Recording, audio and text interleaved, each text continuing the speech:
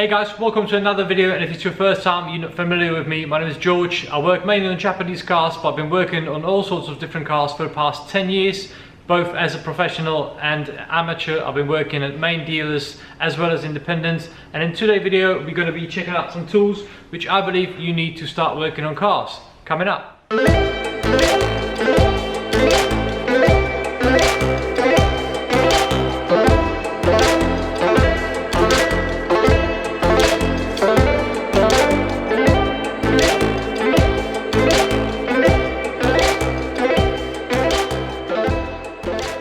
So first of all, I believe you're going to need one of these. This is a big toolbox from Halfords or toolkit. I think that's the easiest, most cost-effective way to start working on cars. You've got most of the stuff you'll ever need, including some spanners. I never used to be a fan of Halfords tools because they used to supply 12-sided sockets. These are just your normal 6-sided. So first thing, you need to find yourself one of these. I think that is definitely the best way. You've got, as I said, you've got your shallow sockets, the 1/2 inch, you've got the 3/8, you've got the little quarters here, you've got special sockets like this E, which is the female Torx. You even got some VW spline sockets. You have the Torx sockets here as well, which are the security ones. You've got obviously the shallow ones as well as the long ones. Then again, more of the VW stuff. You've got this beautiful new style wobblies, which you can put on an impact as far as I'm aware as well, or I have been doing, never had any issues. You've got a breaker bar, which sometimes you need to not to damage your ratchet. You've got spark plug sockets. You've got a deep quarter as well. You've got a little screwdriver with smaller sockets too.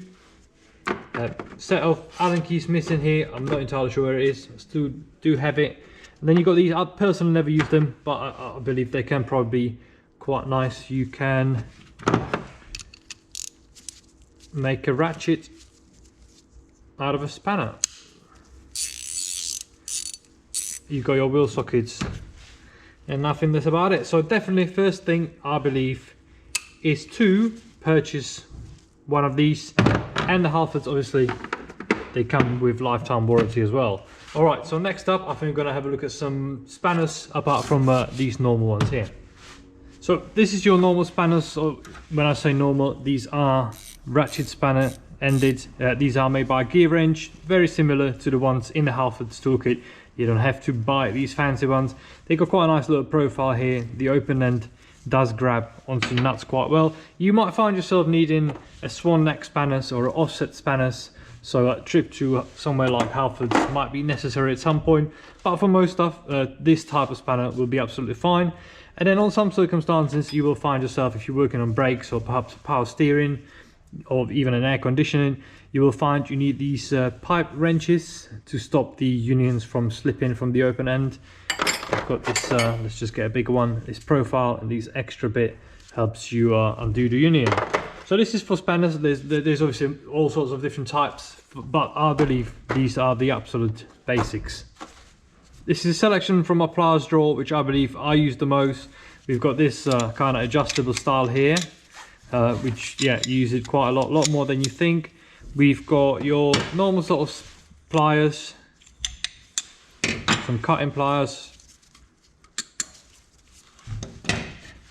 This sort of, I'm not entirely sure you would call it, universal style plier as well. We've got a circlip plier, a long nose pliers. These are more grips and Stilsons, I believe, or a pipe wrench, or even a monkey plier, I believe they're called. Again, you'll probably use them a lot more than you think. So if you get yourself something similar to this, I think you will never need any other set of pliers. With pliers, I believe it's definitely worth investing in something a little bit better. It's not something you can cheap out on, unlike I don't know, the socket sets. You don't have to get a Halfords as long as it's got some sort of warranty. It can be cheaper stuff. Sockets hardly ever crack, to me anyway. But I believe with pliers, it's definitely worth spending that extra money. Next up, we've got some screwdrivers. It's something you can cheap out on, really. It doesn't really get used that often, as you think. So this is a set of snap-on. I've had them for ages. These are quite nice, great. I think they call it instinct handle. We just got 3 Phillips, 3 flat blades, and they do exactly what they should do. If you do work on Japanese cars, I would recommend getting these. These are from Blue Point, but you can get all sorts of different brand. And these, even though they look like it, they are actually not Phillips. These are JIS, which is Japanese Industrial Standard. So if you work on a lot of Japanese cars or motorbikes, you definitely need a set of these as well as normal Phillips. Because if you use the normal one on a screw that's a little bit rusty, guaranteed it's going to get stripped because the profile is that little bit different. I've got a lot more hammers than this, but I believe these 3 is all you'll ever need. We've got just your normal, and again, this is Halford's. Nothing fancy about it. It's great. You can see it's been used and it's just doing great. And again, lifetime warranty. It's got a fiberglass handle rather than wood. Then this guy here, which has got a leather on one end and copper on the other one, just in case you need to whack something fairly hard, but you don't really want to damage it. This way around. And then we've got just your normal rubber mallet. If you want to get fancy, you can get a smaller one of these. You can get a bigger one of these. If something really doesn't want to work, you can get one of these. And last one in my drawer is this little nylon hammer. And again, this is from Halfords. I believe they came together with this. So yeah, get yourself a little this. If you just need to, build in something, just need a little gentle tap without it damaging, you can get one of these. But as I said, these 3 are absolutely fine. After hammers, you will need some chisels or some punches. You will also need some picks. You can get obviously whatever you like, but make sure it's something half decent, or you can use some old dentist tools which got given to me. Some wire brushes. You got some files. In the automotive, I mean, these obviously you can see they've been well used. I mean, this is for wood, but I use these a lot more. These are from Pliers. Yeah, definitely, not worth buying something special. They work just fine. They are diamond warding files, whatever that means. But yeah, you can get these, but I would prefer to get these, I think. These are torque wrenches. I absolutely love these. I have to because I spent so much money on them. Yeah, I think there's a certain amount of times you can wing it without a torque wrench, but sometimes you do have to have one. This is 1/2 inch, 3/8 and 1/4. If you do get yourself some nice 3/8 that will range from something like 20 Newton meters to about 200, I think that is the only torque wrench you will ever need. It's just a selection of some of the tools I have. You could probably do with something a lot less than this. You've got a big 1/2 inch impact driver. It's obviously nice to have, but you don't have to have it. You've got the electrical ratchet, which is great, saves you a lot of time, and again, you don't have to have it. Then this one, and again, great tool, get into different spaces where you can't get with an angle grinder. I believe you don't necessarily have to have it. You can probably hack it with just a hand one. But I believe these 2 are tools that you do have to have it. They don't have to be a wireless one, they can be a wired one. These are Milwaukee, as you probably can tell. I'm a big fan of Milwaukee. But all you will ever need is the drill. Half decent drill. This is a brushless, so it will last forever. Milwaukee's come with great warranty. And then again, an angle grinder. It doesn't have to be wireless. But yeah, these were just brilliant. But anyway, this is the only 2 electrical tools I believe you will need working on cars. Next up, we've got some electrical stuff. We've got your normal multimeter.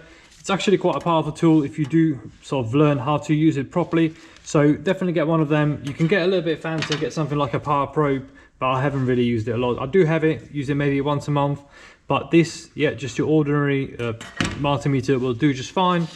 Then we've got some wire strippers. We've got crimping pliers. I think these are great, if you're not having much luck with crimping with normal pliers, get yourself one of these. And next up is soldering iron. This is a gas one. You just fill up with your cigarette lighter gas, so it's nice and wireless. You can just do it wherever you like, under the dash. And this one is from Aldi, another supermarket. I've had it for years, works absolutely fine. No need to spend out money on anything fancy. Regarding these, whether you buy fancy ones or cheap ones, I believe they're all made in the same factory. They'll all look exactly the same. and they will last you about a year, and then these claws, whatever you want to call it, they get knackered, so you need to get another one. These, I bought them on car boot sale, just get a cheap set. And this one, I think a Lidus multimeter for £10 will do just fine. You will also need some light. This is quite a cheapy one, US Pro. For me, torch is something that's consumable. It gets broken too quickly or it gets lost, so it's not worth spending the extra money unless you can keep a good care of it, which I obviously can't. Yeah, I'm not a big fan of under bonnet and all fancy head torches. All I ever use is just a handheld.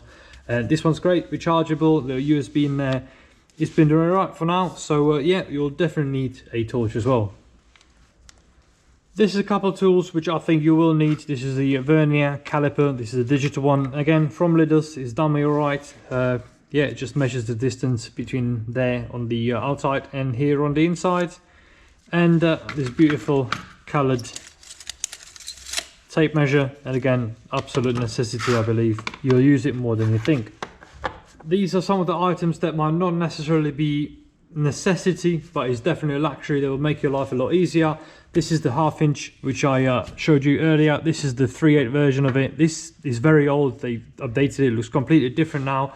This I've had for about 8 years and I've never sent it off. And if you look at the state of it, this thing's been used every day.